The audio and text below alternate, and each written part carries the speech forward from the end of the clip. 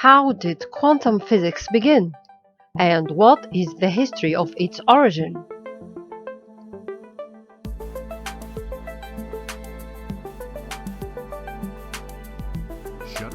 What led to the new atomic model and who developed the latest model of the atom, which is accepted until today? The Rutherford model of the atom was an improvement over previous models, but it was incomplete. It did not explain how the atom's negatively charged electrons are distributed in the space surrounding its positively charged nucleus.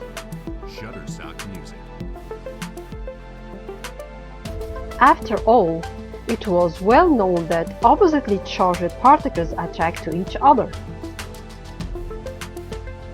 So what prevented the negative electrons from being drawn into the positive nucleus?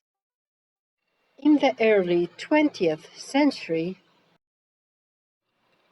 a new atomic model evolved as a result of investigations into the absorption and emission of light by matter.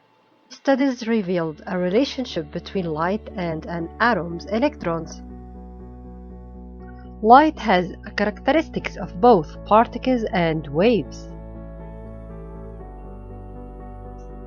Scientists thought light behaved solely as a wave.